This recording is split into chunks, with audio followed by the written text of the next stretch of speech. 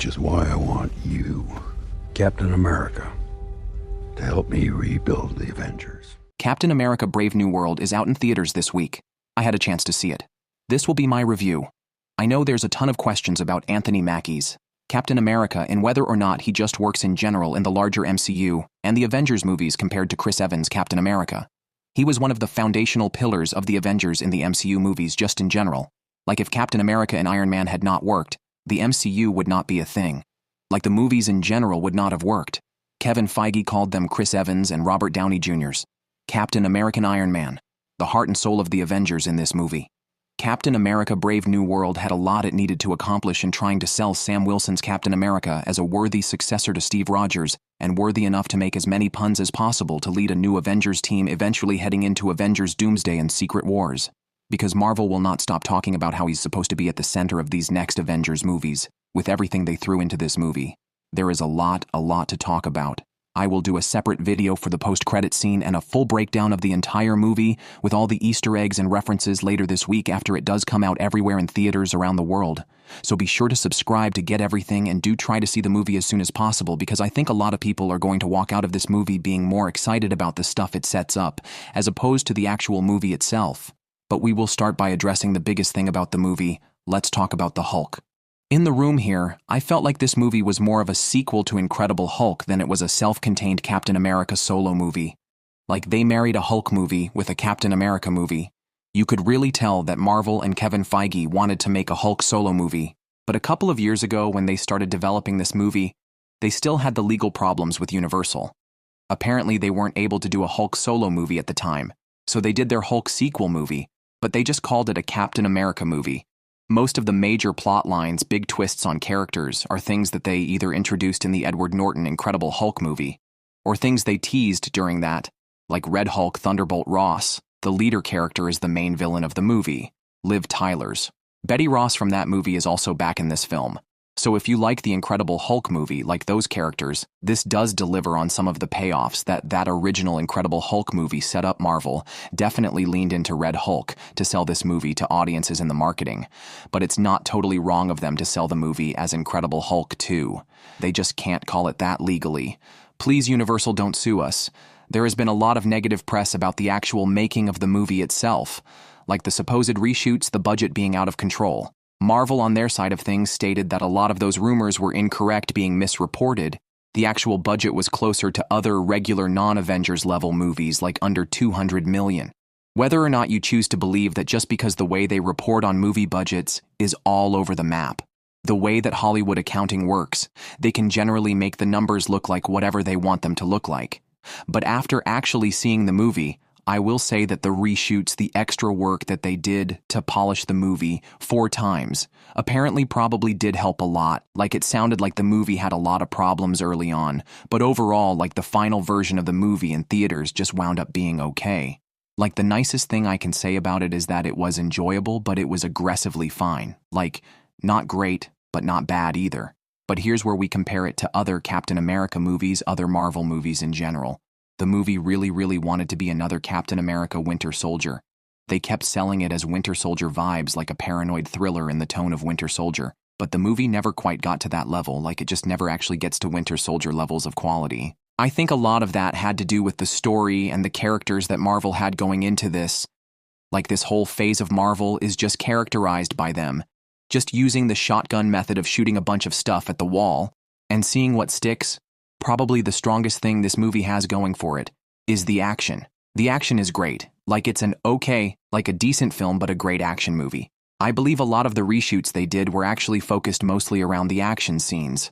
Generally, the movie is way more grounded though than something like Deadpool and Wolverine. Like Marvel is trying to get back to doing more ground-level movies because we're in the middle of this multiverse phase. There's a lot of fatigue with that. People are wanting to move on to other types of stories. If you're one of those people that have been complaining about all the multiverse stuff that's been going on the last several years, this movie is one of the answers to that, at least, in terms of tone and vibe. It does invoke it. The dead Celestial from the end of the Eternals movie.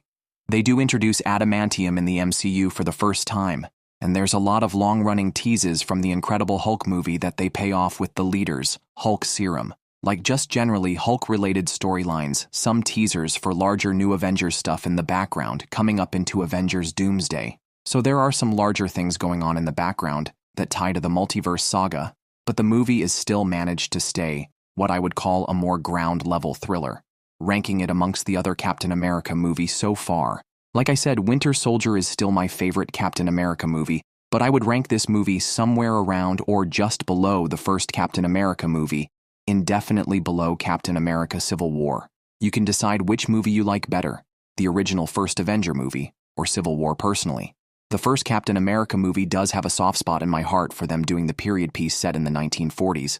They're kind of using that vibe for the new Fantastic Four movie. So if you like that retro feel in the Marvel movies, we will get that again later this year. But again, this movie just never quite gets to the level of the Steve Rogers Captain America movies. Even though I do think there's a disparity in quality amongst the Steve Rogers Captain America films, like not all the films are created equal. No coincidence, though, that my favorite Captain America movie was directed by the Russos, and the writers of that movie also wrote both Avengers, Infinity War, Avengers Endgame, all the other previous Captain America movies. And that whole team is coming back now to direct and write Avengers Doomsday and Secret Wars back to back. So this will also get into the Anthony Mackie Captain America of it all too, because he's meant to be a really important character going forward in Marvel. So this movie had a lot of work to do, like a lot of legwork to get him to that level when it came to him in the movie. He's a great actor, like he did a great job with the material they gave him in this film. But he just does not have the aura of Steve Rogers Captain America. Like he does not have aura in the way I think he needs to have it. If he wants to lead a new Avengers team, this movie did nothing to change my mind about him not really being believable as the dude who's the right person to lead that new Avengers team. If you're looking at a legit new Avengers team, like who's the most badass people we could put on this new Avengers in the MCU during Doomsday, he'd be like the third guy to the right or the left in the lineup. At best, maybe with the Russos taking over the character heading into Avengers Doomsday, they can get his character to the level Marvel wants him to be, because the Russos were hyping up Anthony Mackie a lot, but right now I just do not see it happening. Like we will see what they turn out with Avengers Doomsday. Generally, I am a fan of his performances in the Marvel movies as his Falcon and now his new Captain America character. But as of right now, like I said, he's just not the guy for the new Avengers' next big guy in the room we have to address. Obviously, Harrison Ford as Thunderbolt Ross in Red Hulk. If you didn't realize, Marvel recast Thunderbolt Ross after William Hurt passed away recently. May he rest in peace. Black Widow was his last movie. Harrison Ford is meant to be the exact same character, same person. My guess is that he either didn't want to grow a mustache for the role, or Marvel did try to costume test the mustache, and just thought that he looked too silly with it, so they just found a way to write it out of the movie with a couple lines of dialogue. So they do address the fact that he has no mustache anymore in the actual movie, but it is meant to pick up with him already being President of the United States and outside of a reference. Largely, the movie pretends like Secret Invasion never existed. Like you can see this movie without ever having watched those episodes, and I'm pretty sure now that Marvel is hoping that you never watch those episodes. Marvel going to roll Scarlet Witch out to just completely wipe Secret Invasion from reality. It's not really a huge complaint, because all big movies do this, but I do find it funny how much hand-waving Marvel does with big plot points.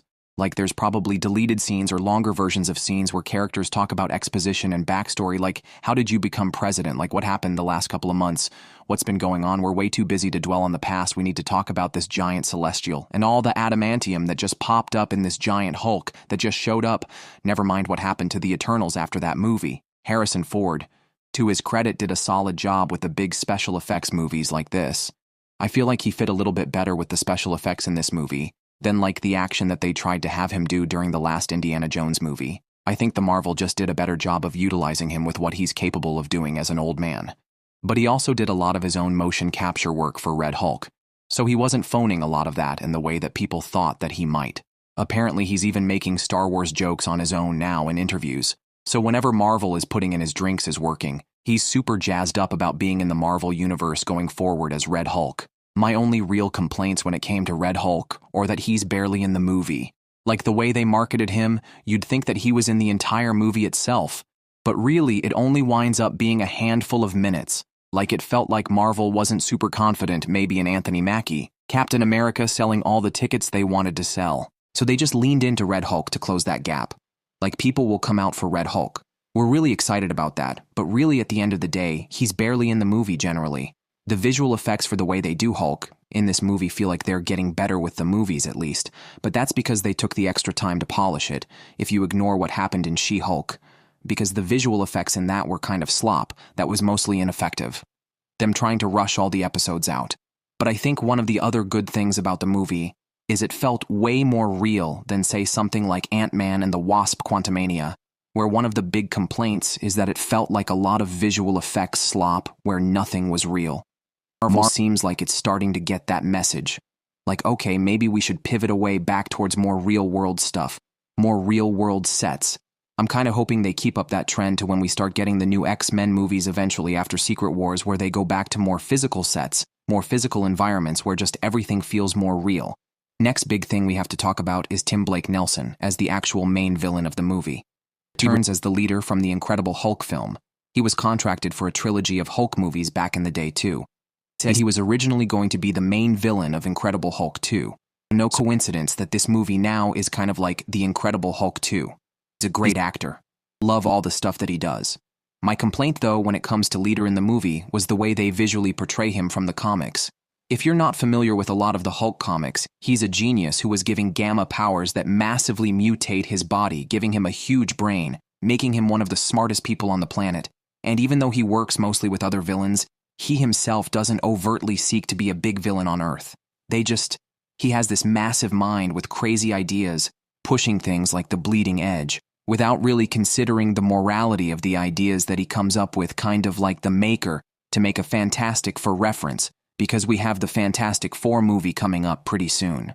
To another good comparison to make is that Tim Blake Nelson described Leader in this movie as being a little bit like Prometheus, in that he's trying to help people using his massive brain, but winds up taking things way too far in the world, suffers for it, or will eventually suffer there.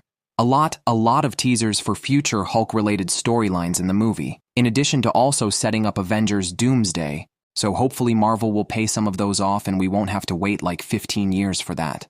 I was really glad to see Isaiah Bradley come back, and they let him be a badass using his Captain America powers. If it wasn't clear, he still does have super soldier powers in the events of this movie. They tested the next iteration of the serum on him. He was mostly active through the Korean War in the 50s before the government put him in prison, and then we saw him come back during Falcon, a Winter Soldier. He winds up being a big part of the inciting event that sets off the plot of this movie. And a lot of people are excited to see Giancarlo Esposito show up in the MCU. He is playing Sidewinder from the Serpent Society. He is meant to be the leader of the Serpent Society. And one of the things about this movie is they try to make it this very ground-level paranoid threat, like very real-world feeling, Winter Soldier vibes. Like I have said. So one of the biggest problems they said they had in the movie was trying to make the Serpent Society come off without being too over the top and too silly. Generally, it felt like they did a pretty decent job. But he is not a huge part of the movie, but he will come back in future films. So like if you are excited to see him be a badass in the MCU, we will see more of that in the future. At some point, his character was a big part of the reshoots. They basically got rid of a bunch of characters and then just swapped him in because they felt like he was a much bigger get for the movie. The music, the score was solid technically. There were a lot of things I liked about the movie, but as I said, not a great movie. Just good to okay, aggressively fine movie. I do not think that was bad though.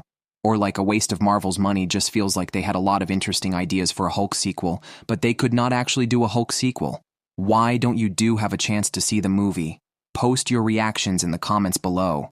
My post-credit scene video should post on Friday. In my longer breakdown of the entire movie with all the Easter eggs and references should post Saturday morning.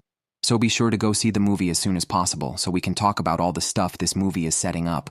If you are just talking about this year, I think people will be a little bit more excited about what is happening with Thunderbolts and Fantastic Four.